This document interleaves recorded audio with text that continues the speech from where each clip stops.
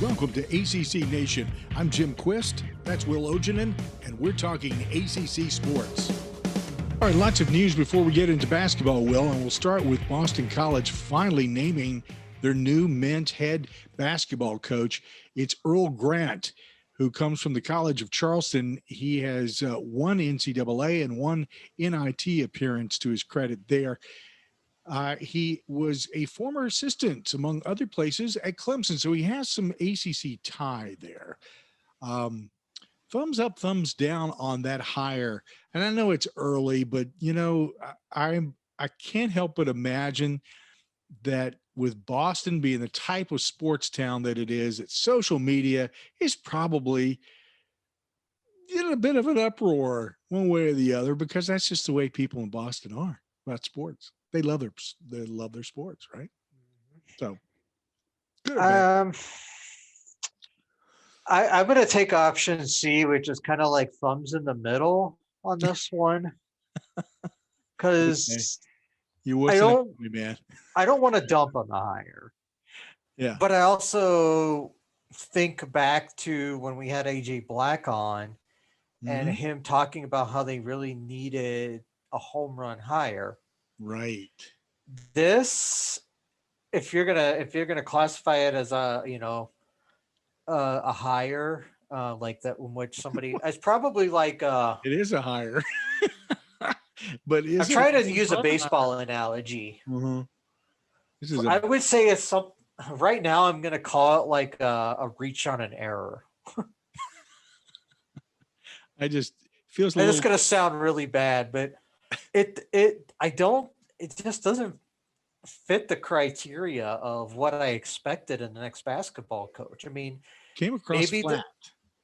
And maybe when the search firm reached out to guys like Mark Schmidt, who I thought was kind of the leader for the job, maybe they just got the vibe that he just wasn't interested in the job and he was rather stay at St. Bonaventure. Or another guy who I thought had a shot was Dennis Gates at Cleveland State, but maybe the situation there is they just didn't feel like he was ready for that jump. But I mean, the only qualifications Grant has is, okay, he's 40, he turns 45 on Christmas Day, so he's still a young coach. Right. He served, as an assistant under some pretty good coaches. I mean, he served under Brad Burnell, as you mentioned. He was an assistant under Greg Marshall at Winthrop and Wichita State.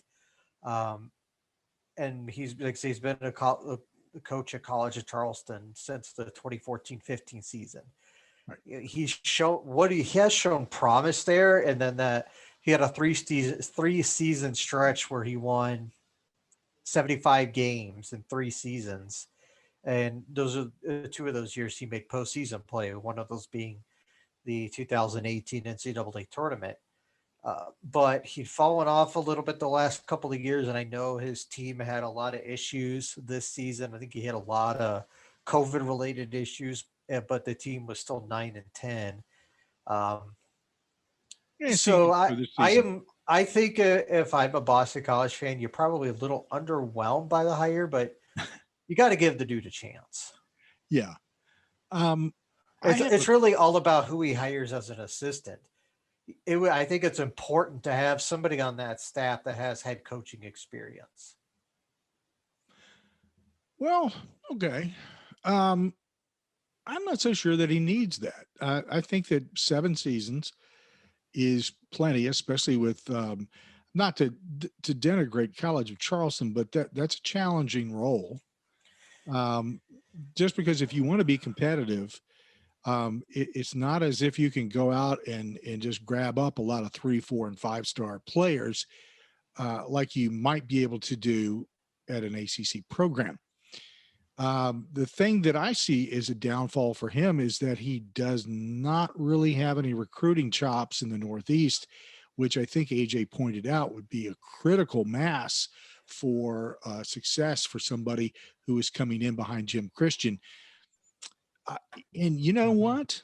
And maybe that's where somebody he needs to hire on his staff is somebody who does have Right, recruiting ties to the Northeast. right. And it may not make any difference at all anymore with recruiting. Hmm. Um, I know that, and let's just totally get off track here for just a second.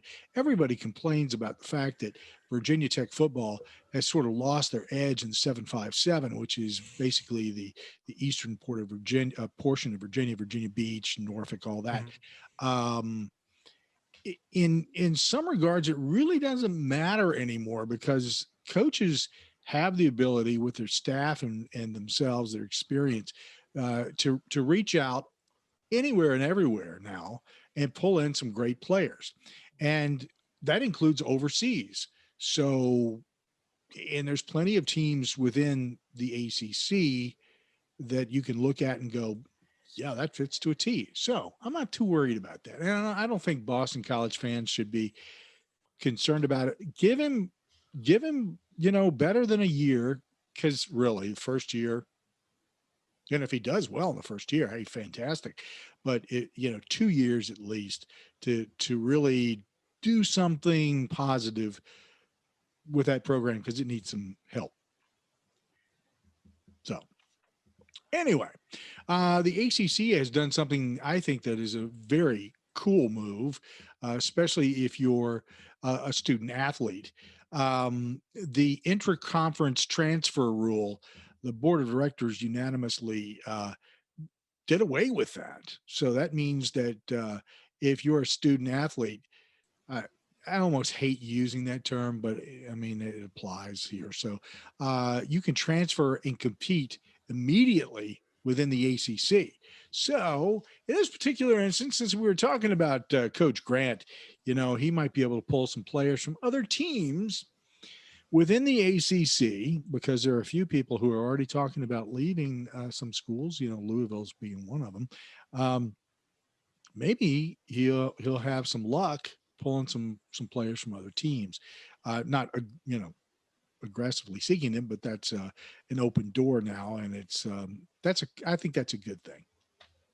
Yeah, That's my 100%. opinion. You gotta look at giving the players more freedom, and it's something that should have been done a long time ago. But it, we know a lot of these administrators are slow to react on things that gives the athlete or slash student more power. Slow, Uh, Very slow, like molasses. Like, yeah, snails. yeah, But I board of directors, I give you applause because man, this was a big move. It's something that's been in place since '96, and again, being a unanimous decision on their part, cool. All right. hmm So some other notes before like I said, before we get into basketball, because man, we got a ton of it. D1 baseball top 25: Miami 6, Louisville 8, Georgia Tech 12. Uh, Notre Dame is at 17, moving up. Pitt moving up 18. Boston College 24. Virginia Tech 25. Interesting how some of these programs that are in there that you would never consider typically to be in that group are. Um, they're a lot of the northern teams. Obviously Notre Dame, Pitt, Boston College, Virginia Tech. Um, Virginia Tech not so much, but the other three have difficulties getting home games going for obvious reasons, like where you live, where you just got snow. So And as we record, and it is currently 7:22 Central Time on March 15th, 2021, it is still snowing outside. still snow, and you can keep it. Yeah. I Whatever. know part of it. Oh, My come on grass now. is coming up and it looks nice, and I'm excited. Women's Yeah, whatever. lacrosse poll. Um, UNC is at number one, Syracuse at number two, Notre Dame at 4, Boston College 6, Virginia 9, Duke 10, 16, Virginia Tech 19, Louisville. On the men's side, it's UNC at number 1, Duke 2, Syracuse at number 7, Virginia comes in at number 8, and Notre Dame at number 9. So, as always, we dominate. Of course we do. Hey, I want to go back to baseball for just a second. Yes. Feel Yes, free. I thought it was an interesting point you brought up about all these northern schools that are that we don't normally see in the rankings, and it's very true. I mean, Notre Dame I think they just pulled off a sweep of Virginia over the weekend, and Virginia has definitely underachieved so far to this season. I think a lot of it has to do with their offense. They just haven't gotten the bats going at all. Boston College has played pretty well. I know their pitching has been pretty good. Uh, yeah, Virginia Tech being on the rankings, that's a big deal. I know they've struggled lately in baseball, but no surprise at all that Miami tops the rankings. I mean, they've been a consistently good program, and Louisville. I'm impressed with what they've done so far this season. I know they just had a couple of big wins over the weekend. Absolutely loaded team as always. Mhm. Coach Dan. Yep. Um, ACC has 3 second place finishes at the NCAA cross country championships. Had a very nice showing there, and we'll have more of that on the website throughout the week. And let's talk basketball. Let's get into, first of all, we'll get into the NCAA, not the NCAA, but the ACC men's tournament, because man, this was like it was going along so smoothly. And the first thing that went wrong is our picks went off the rail. But of course, The first day we were fine. I think we were perfect on Tuesday. yeah, we were. One day of perfection, that's Yeah. about the best you can get out of us. It's True. all True. good. Here's where we went wrong. Well, first I'll just go down this quick score here. Miami over Pitt 79-73. Duke shellacked Boston College 86-51. And Notre Dame just getting, oh man, this game. I love the end of it. It's such a classic ACC tournament game. 80-77 over Wake Forest. And Wake Forest pretty much owned that game right up Mhm. until that last shot. I felt so bad for those Wake Forest players because they've had so little go right for them this season, and they were dominating the game, and then just had an opportunity to send the game to overtime, just snatched from them. And I Yeah. mean, on one hand, I'm pretty sure they're happy the season's over, so they can get to the offseason and start figuring things out to head into the next season, see what Steve Forbes needs to do in year number 2 to make this team much better. Yeah, I think year two is going to look really great compared to the struggles, as you point out, of year one. Again, COVID, all the other things that go with that. Yeah. That was just mayhem. And nobody expects realistically year one to be, anything spectacular. But they showed promise, lots of promise. We get into the second round, and here's where things went off the rail for us because, and I will say I have to eat a hat here because I said that Syracuse, no way in the world they were going anywhere. They weren't getting into the tournament, etc. Wrong. Okay, Orange fans, I'll eat that hat. I'll eat the crow, whatever it is. Well, up to a certain degree. I'll I'll eat. Syracuse rolled to a huge win over NC State. I was very disappointed in NC State's performance here. 89-68, the final score there. That was just Yeah. that was The way NC State have been playing and coming into that game, I think they won 5 in a row and figured they were playing pretty well. And we talked about it last week. I thought the freshmen would be a big factor, and my right. whole team just struggled throughout the game. And well, Buddy Boeheim basically shut the lights out of the building. And Uh-huh. we've now learned that there is only one Boeheim in that family that likes Greensboro. Greensboro, yeah. Next game, another really good game. Miami pulled off a pretty big upset over Clemson. That final 67-64. Very surprised at the outcome to this, but man, oh man, there was some hustle going on Miami side. Yeah, and we've seen Miami can jump up and bite people, and they've done it throughout the season, even though they've had issues with injuries all throughout the season. I feel like that's been kind of a trend under Jim Laraney in the past few seasons, Yeah. and and this, they've been able, like say, they're talented enough to jump up and bite people, but and especially in this case, and Clemson is, they're such an up and down team. They're good enough defensively to beat a lot of teams, but if you can stop Amir Sims, then they can beat you because they don't have a lot of great shooters. So, and this is what Miami went and did there because Isaiah Wong is a beast. Yeah, he's just shooting lights out, man. The next game, Duke over Louisville. Very disappointed in Louisville, and I know that their fans, the team, man, I don't know what's going on there. Let me just say this: Duke is certainly had gotten better at the end of the season, and they were showing it in the tournament. They were coming together. Things were clicking. And if you were a Duke fan, you had to have been excited about what you were seeing there because you've been waiting for that all season. But Louisville, my God, if you were a fan or Chris Mack, you're standing back and you're going, what happened? I don't even know what to say about this game other than, Duke. Mark Williams happened. 56. Mark Williams happened. That's what it was. I mean, I said it last week. This guy, Mark Williams, would be the reason that Duke had success. And holy shnikes, was he good in this game? And I think it was an ACC. Holy what?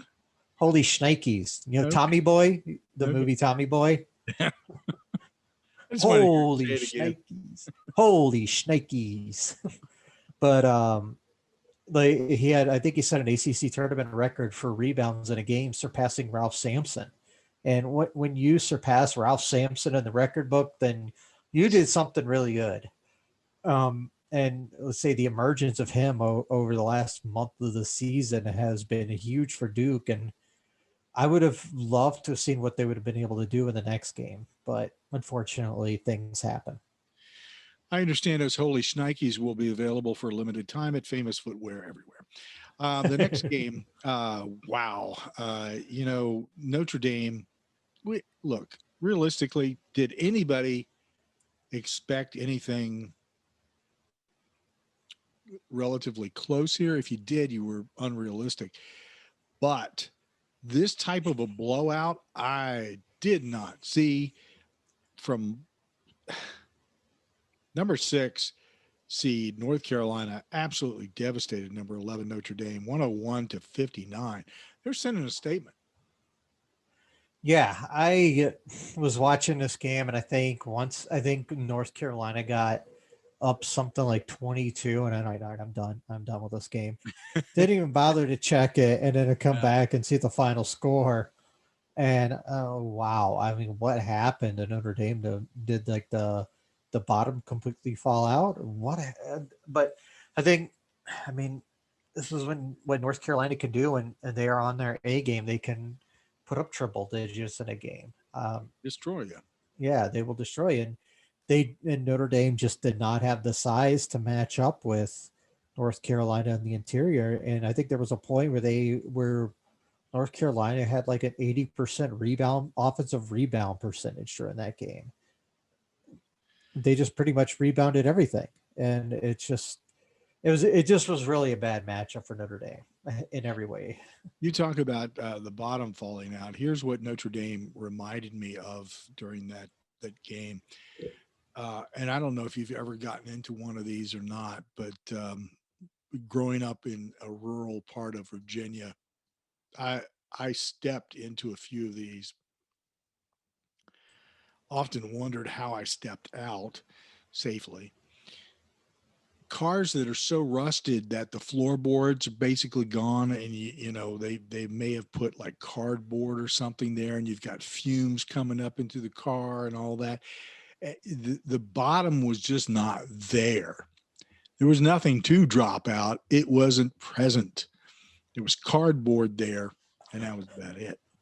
My mind went in a totally different direction when you were talking about rural areas, stepping in things and wondering wondering how you got out. I thought you were talking about cow manure. Yeah, I've got a few stories about playing volleyball out in a cow patty field and slipping through sideways, literally from my feet all the way up to my shoulder, sliding through it. That was the end of the game for me. Anyway, Georgia Tech with a pretty close win here over Miami. Miami wasn't letting go. 70-66 final there.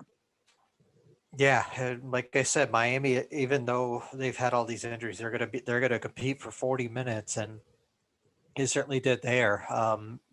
Georgia Tech has been playing real well of late as well, and uh, it was a good game throughout, and obviously Georgia Tech was able to pull it out. Yep. Next game, which was canceled, was the Florida State and Duke game. Duke, Man, gone. I'm not sure that was going to be a good game to begin with, but of course, with everything else that was going on in this tournament, I'm not so sure I could say that. yeah, and with any, who knows? Like it would have all depended on Duke hitting shots from the outside. And that was something they've struggled with all season, outside of Matthew Hurt for a stretch of games. But it was seeing Mark Williams go up against the interior of Florida State, like Balsa Koprivica, guys like that. That would have been a fun matchup to see. But I'm not sure Duke would have beat him, but I think they could have given him a game. Yeah. Next was North Carolina rolling to an 81-73 win over the Hokies. I was surprised Virginia Tech was as competitive as they were in that game, just because considering they had, they hadn't played in a while because of COVID issues in a couple of weeks. 2 weeks. In North Carolina playing, they had just played the night before, still play, basically in the back-to-back situation, but still, North Carolina showed they've been playing, how well they can be, and obviously they played really well in that game. A team to watch really as we go further into March.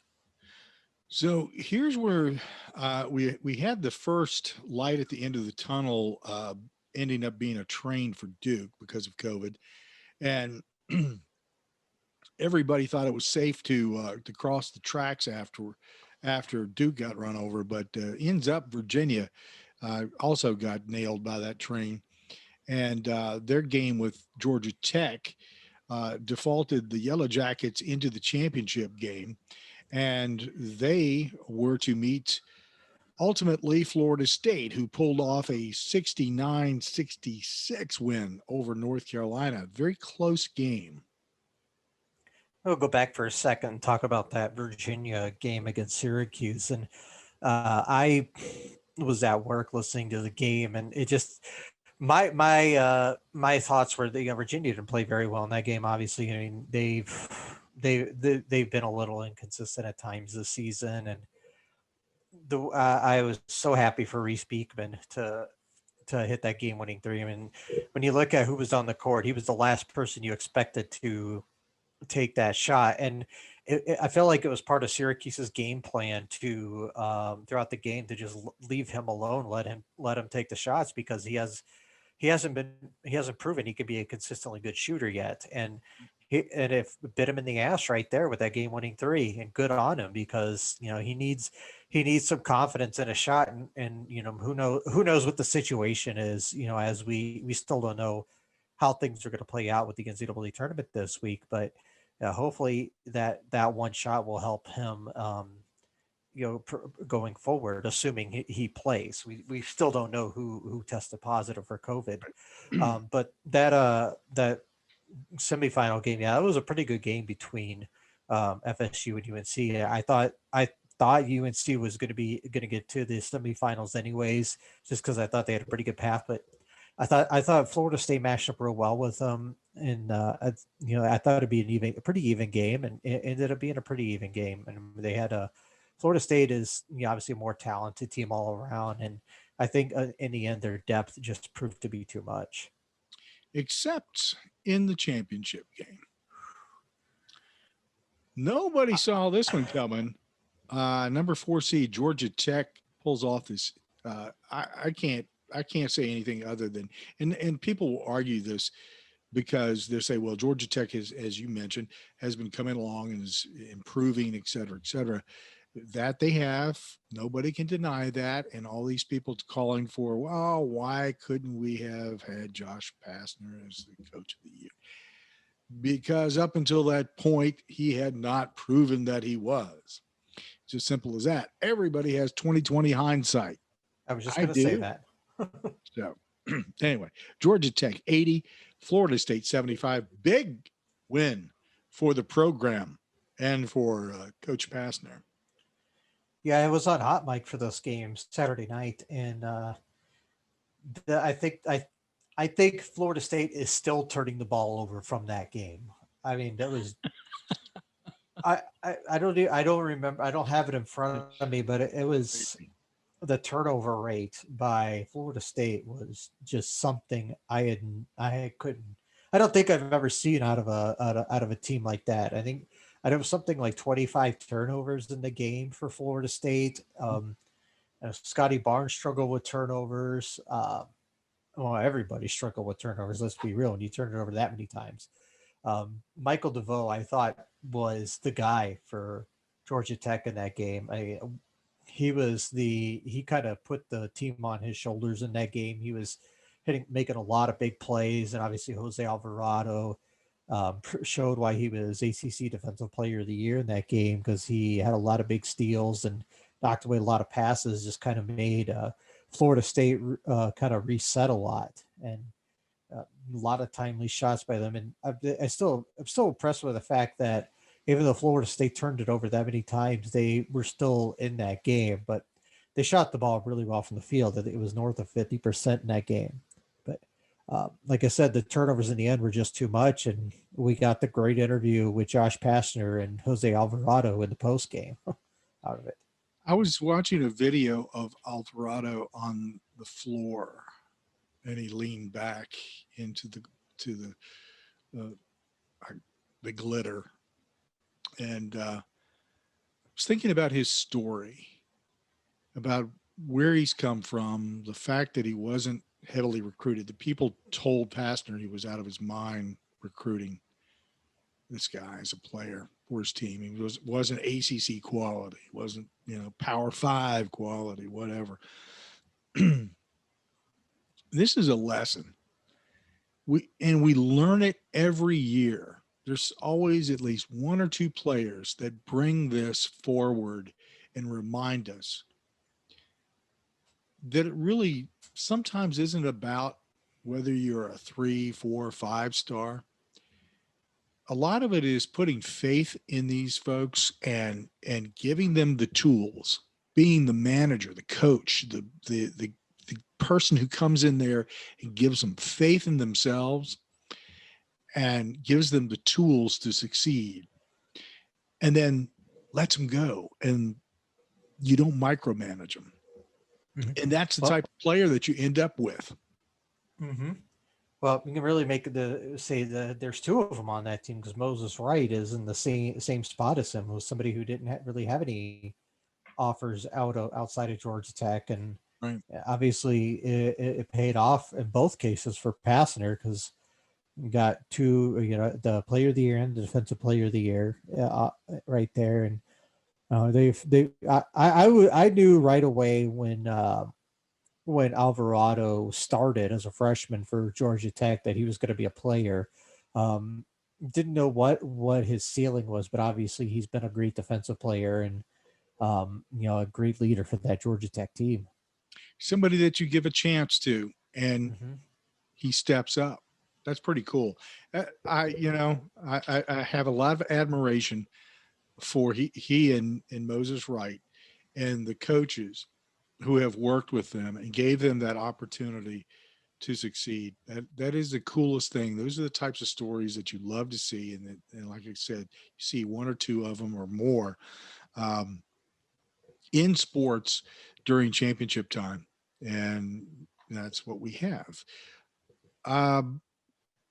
Let's take a look now at the seeds for the women's NCAA tournament. This just came out this evening. We were waiting for that to wrap up before we started recording.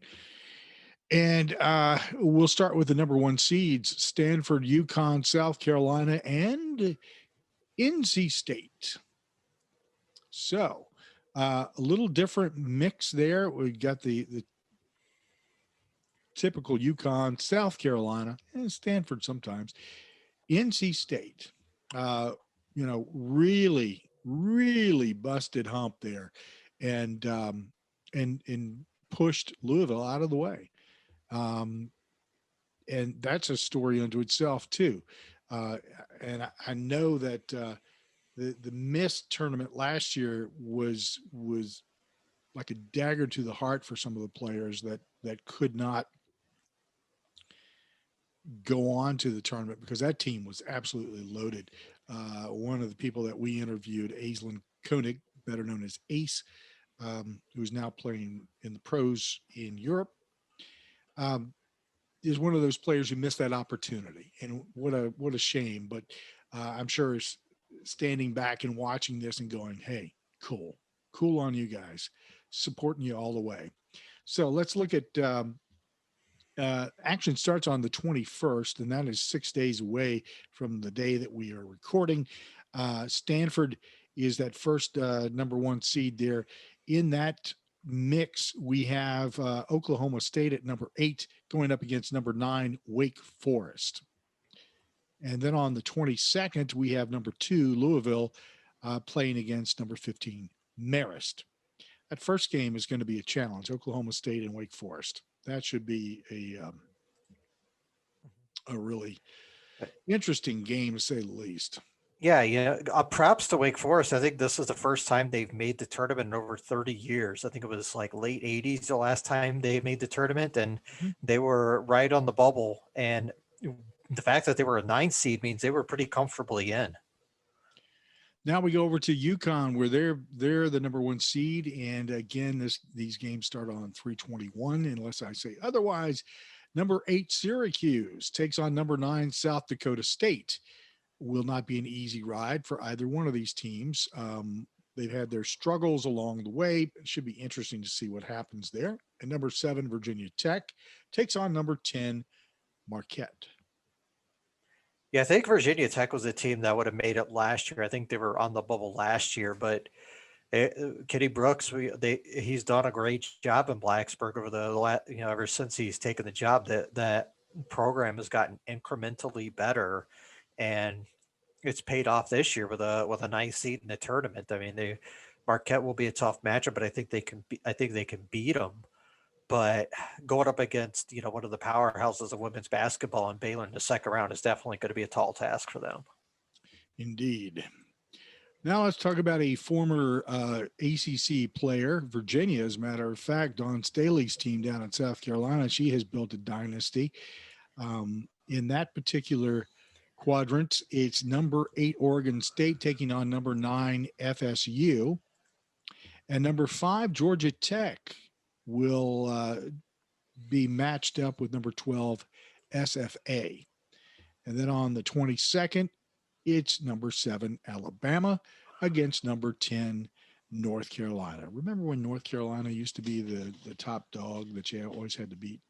Yep, and then obviously they forced the coach out when everything went down with the academic stuff. But I feel like she was part of the game that kind of passed her by a little bit, and because they had just really plummeted. But they obviously are getting back to where they're starting to be a competitive program, being a 10 seed here. I mean, we've seen them be much higher, but you got to start somewhere, and good on them for getting back, and good on for Georgia Tech as well, for getting a 5 seed. They've been a pretty good team throughout the season, and we're definitely rewarding. Florida State, they were a little more bubblicious than I thought they would be.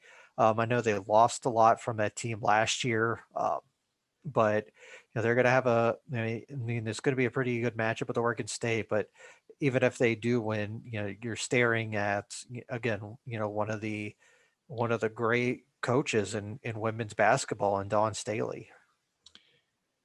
Tough stuff. Mm-hmm. And in the final number 1 seeds quadrant is NC State. Will be taking on almost cross town, because basically everything across that section of 40 is crosstown. Even though it's many, many miles. NC State takes on number 16, NC or North Carolina A&T, and that's on the 21st. So, and let me just say that never discount North Carolina A&T. Yeah, I mean, yeah, you can never underestimate another program. We know what happened 3 years ago, in with a 16 versus a 1. And remember, this was going back even further. I can't remember the exact year, but Stanford, the women's team, was actually the first 16 to lose to a 1. I can't remember. I think it was I think they lost to like Harvard or something like that, as a 16 seed. But so you obviously can't overlook it. But well, what a job Wes Moore has done with this NC State program. I know they've been among the best in the ACC, especially over the last couple of years, and it's just a real strong. And I really like their draw. To be honest with you, I think this is definitely a team that can make the Final Four. This is, yeah, and quite frankly, it looks to me, and I almost hate to say this because I don't want to jinx them, but it looks to me like they got to run through here. So I think you're right. But we'll see. We'll see what happens because, going back to the ACC men's tournament, dude, I mean, anything can and usually does happen when it's tournament time. So let's move on into the NCAA men's tournament. Well, I'll tell you what, before we do that, I would be remiss if I did not pull this up. Hang on just a moment. It's the NIT. So Kevin Keats' team will be going to the NIT. And so I'll just take a quick spin through some of these teams here. A couple of the number 1 seeds are as follows. Colorado State, St. Louis, Ole Miss, and Memphis. And NC State is a 3 seed, and they're going to be going up against Davidson, which would eventually put them in line to either take on Colorado State or Buffalo, who they will be matched up against. My guess is Colorado State. So if NC State can get by Davidson, which is always a hustle team, they'll be facing the number 1 seed, and they have an opportunity to move forward into the semifinals. And I'm glad they accepted the bid here, because this is a team that's still got a lot of pieces that are going to go back next season. And I keep mentioning the freshmen on that team. The more experience that team can get, the better off they're going to be in the future. And if they can, especially if they can make a run here in the NIT, this is I've already anointed them as my sleeper team for next year. So if they can make a run here in the NIT, I definitely like their chances next season. And something that this is part of the reason why I really wanted to bring this tournament up, because you have talked about their youth and being a sleeper team. And this is the type of experience that you want a youthful team to have. You want to get them into some kind of a tournament. If the NIT comes calling, you should go. Why? You're going to give your players the experience of being in a pressure situation, of playing hustle ball against teams that they're not familiar with, and learning how to adjust. That experience on your roster for the next season gets you much further into both the ACC and potentially NCAA tournament, and you're ready. You've already got that mindset. You've played tournament game. And, I think just what you said, I think this is great that they accepted this invitation. I'm not sure anybody else was invited from the ACC, as a matter of fact. I mean, technically, well, I don't know if they were technically invited, but Louisville said they didn't want to play, and neither did Duke. And usually I would be like, why? But this is, I guess, if there's a year to just kind of be like, okay, let's let's call it a year, it'd be this year because there's just been so much going on. The This season has been a drain both physically and mentally on everybody. And I don't blame anybody if they just want to be done with this season and like try to, you know, get back to as close of a normal life as possible. And hopefully in a little under 8 months when the season begins that things will be a lot more back to normal and we can they can be refreshed and ready to go again. Yeah. So, we've mentioned some of the teams, so I'm just going to run down the rest of the teams. Just not that many in it. Boise State, SMU, Memphis, Dayton, St. Louis, Mississippi State, Richmond, Toledo, St. Mary's, California, Western Kentucky, Ole Miss, Louisiana Tech. There is a decent chance that if NC State can play the kind of ball they did against Virginia, they can find that part of their season and in that mindset, that they could go for an NIT championship here. There's a couple of teams in here, quite frankly, that I think they've got a much better chance, but there's no reason why they can't make it at least, 2-3 games in, and again, the experience. So, and from the standpoint of Louisville and Duke, I don't see any reason why Duke would go to the tournament. I don't see the benefit. Louisville, it really here's the thing.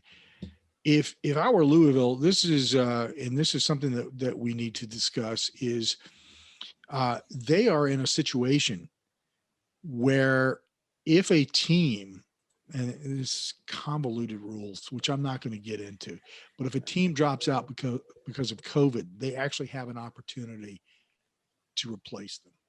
Mm-hmm. I Yeah, would, it's I'd weird. hold off for that. That's Yeah, Louisville is obviously, right. but they have to be, but Virginia has to be okay by tomorrow because that's the one team we really have to look at. Yeah,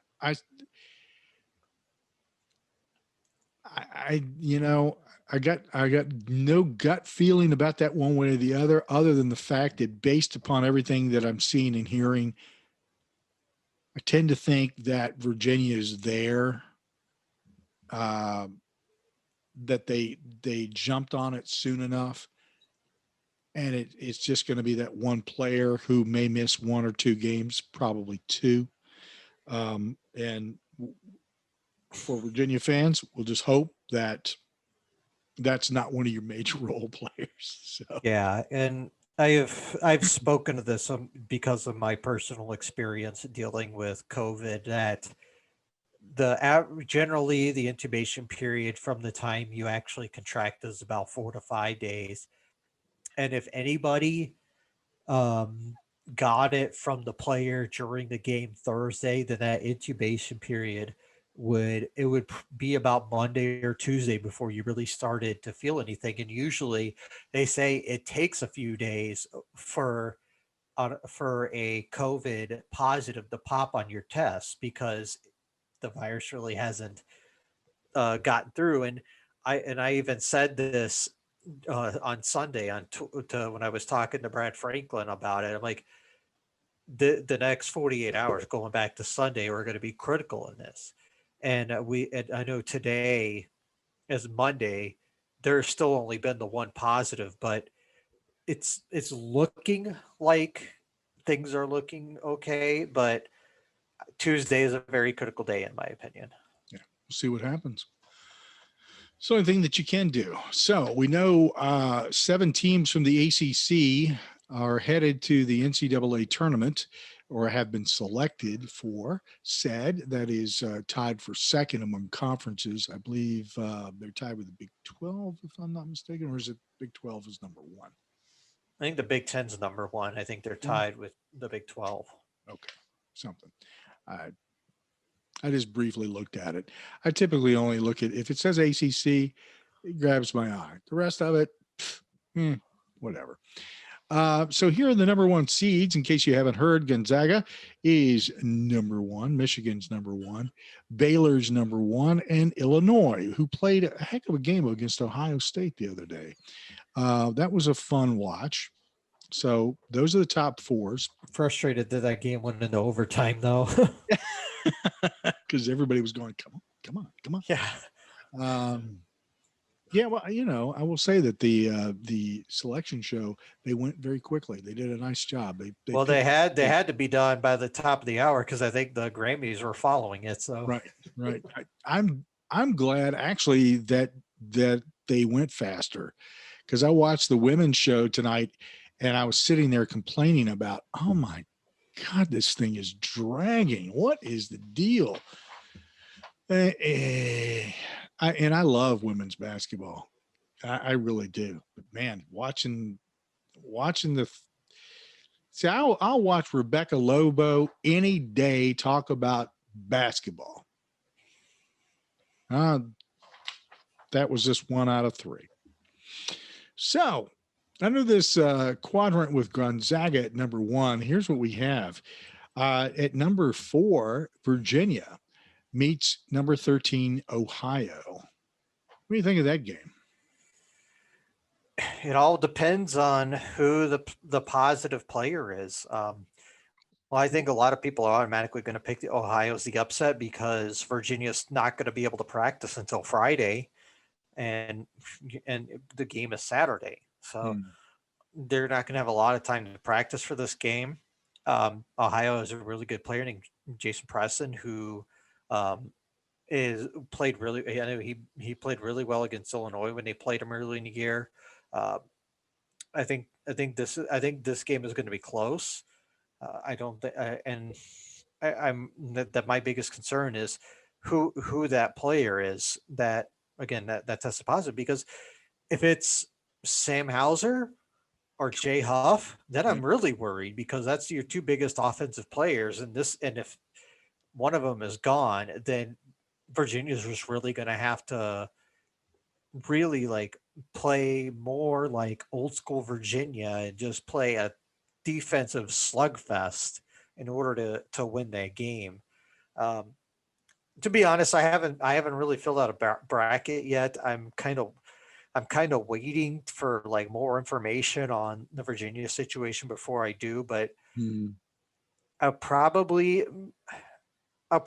move them in my bracket, but I'm not sitting here oh, they're gonna win. They're Virginia. I'm we got to be realistic here. That there are a lot of things that are going against Virginia in this situation. A lot of factors.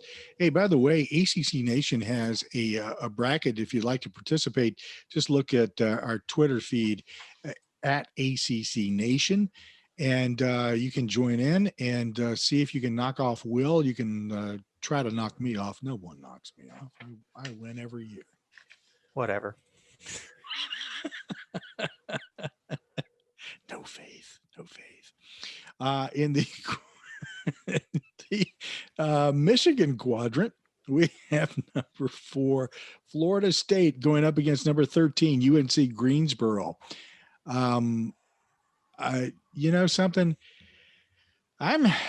I hate to say this, but I am also of the mindset right now that until all of these teams play their first game, I'm really just sort of reluctant to say, it's going to be no problem. Yeah, maybe not. My biggest concern with this game is Greensboro is a pretty good defensive team. I saw that I tweeted out the stat that they forced turnovers on 21% of possessions of opponents' possessions. And with the way Florida State's been turning it over lately, it's not just the Georgia Tech game, although that was a really absurd number. But even before that, they were turning it over 16, 17 times a game. That's something I'm really concerned about. Now, I could see this game going either way. And anybody who knows anything about what UNC Greensboro knows that Wes Miller is a really good coach and probably should be at a higher job. He's just comfortable where he is. Yeah, But but you're I right. think, but yeah, this is a complete toss up to me because I could see Florida State just out athleting them, but I could also see turnovers being an issue and Greensboro pulling off the upset. I mean, this is not as easy as you think. So blow on the die, roll. These first two games that we've put out here are not instilling any kind of confidence in either one of us, and that's worrisome. So let's see if it gets any better as we go. As we get into the Baylor quadrant, North Carolina at number 8 against number 9 seed Wisconsin. Ooh. Well, I'm gonna be honest with you. I know. I'm gonna. There are a lot of people on Tobacco Road who are not UNC fans or who are not going to be happy with me. But all I ask, if there's one thing I want out of that, Yeah, is for UNC to just obliterate Wisconsin. there There we is no team I hate as much as I hate Wisconsin, and because of one player, Brad Davis. Okay, that NC State fans will join me on that part as in their hatred of Brad Davison, but I cannot stand Wisconsin because, well, I live in Minnesota. You know, we're conditioned to hate Wisconsin. But no, I You're not kidding. no, or am I? No, but no, I actually think North Carolina can win this game, and if they can beat Wisconsin, I think they match up well with Baylor. Hmm. Okay. Yeah, that's something to look forward to.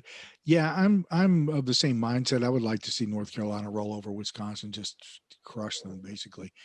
That would be entertaining. But I'm still a little concerned there. I'm not getting good vibes. Next game under the Baylor quadrant as well. It is number 7 Florida against number 10 Virginia Tech. Yowza. Okay. Well, let's see where You that know, goes. yeah, I thought this team. I mean, Florida's got some decent wins on their resume. I mean, they beat LSU, who's in the tournament. They beat Tennessee, who's in the tournament. They beat West Virginia, who's in the tournament. But they've also lost to a really bad South Carolina team. They've lost. They got blown out by Kentucky, but Kentucky isn't Kentucky this year, obviously, and they've had some weird losses in the state. I thought all in all, I thought a 7 seed was a little bit high for Florida. I could see. I think this is another one of those toss-up games. I could see it going either way. I'm my the only thing that might give me pause again is all the rust Virginia Tech has, because they've only played, they say, once in 3 weeks. So how are they going to be able to respond and be sharp in a game in really an elimination game? Yeah, they're going to need to be very sharp. Under the Illinois quadrant, we have number 8 Loyola Chicago against number 9 Georgia Tech. Congratulations, Josh Pastner. Your reward for winning the ACC is getting the a team that's ranked in the top 10 on Ken Palm. Loyola is criminally underseeded, but I mean, there's not much you can do about that because I mean, the Missouri Valley is, they're not the, a top notch conference like like the ACC is, but anybody who's watched Loyola knows this is a really good team who probably should be a couple of seed lines higher. But the thing is, I could see this being a very even matchup because Georgia Tech, because they've been playing so well lately. Um, it's another toss-up game because, well, it's an 8-9 game. I could see both teams winning. Again, like I said earlier, I have not filled out a bracket. I really haven't dug into it yet. That's something I'm probably going to do here Tuesday, since I actually have the time. I actually have that extra time to do it once I believe Virginia is okay to go. So once that's done, I'll probably start filling out a bracket. I feel like this is a pretty evenly matched game, to be honest with you. Under this quadrant as well, we have number 6, San Diego State, taking on number 11, Syracuse. And let me reiterate here for a second. I hate to offend anybody. I don't think Syracuse ought to be in this tournament. And if they win this game, you've proven me wrong. No, if they win the game, it doesn't mean anything. It means they just won a game, as far as I'm concerned. Well, Nobody, thanks for standing up for me there, Will. What's that? I think thanks for standing up for me there, Will. Of course, that's I mean, not they what you're didn't doing. even the year they went to the Final Four as the play-in game. They didn't deserve to go in it that year either. But just because you got in doesn't mean you deserve to be in. I didn't see much out of their resume this year that led me to believe they should be in it. I mean, they did all their damage at home, and last time I checked, they ain't going to the Carrier Dome anymore this year. I mean, they won at Rutgers, won at UNC before they really got good, or they lost to Rutgers and UNC on the. I mean, you look at what they've done on the road. Their one road win is against NC State, and that was in February. I mean, they lost to Rutgers on the road, lost to North Carolina on the road, and this was before they got really good. Lost by 23 to Virginia, obviously, this is it. I like to see what you can do away from home as far as whether or not you deserve to be in. They've done nothing away from the Carrier Dome, and as a result of that, I don't think they should have been in. Right there with you. And our final team from the ACC at number 7 seeding is Clemson, going up against the aforementioned Rutgers at number 10. I would have felt better about this game back when Clemson was playing decently. No, I get it, Jim. I mean, this is a very up and down team. I thought a 7 seed was a little high for them. But I've also people say that they were underseeded as a 7. But I think the formula for this team is they play defense, and they can grind it out. And Amir Sims can hit some shots. But I feel like Rutgers, they have good guard play. Geo Baker's really good. They have Ron Harper, who's the son of former Chicago Bull Ron Harper. They have a couple good guards who can shoot the ball, but they're not like an elite team. Obviously, I mean, they're a 10 seed for a reason. But I think this is another one of those games that I feel like is pretty going to be a real good matchup, and I think it really comes down to how well Clemson's defense can play in this game. Want more ACC sports news and interviews? Make ACCNation.net your homepage or follow us on Google News. Be sure to subscribe to ACC Nation on your favorite podcast or streaming radio platform. While you're there, we'd appreciate a rating and your support through PayPal. Follow us on social media at ACC Nation. And you'll find Will on Twitter at WillsWorldMN, and I'm at ACC The Q. Until next time, cheers. Score.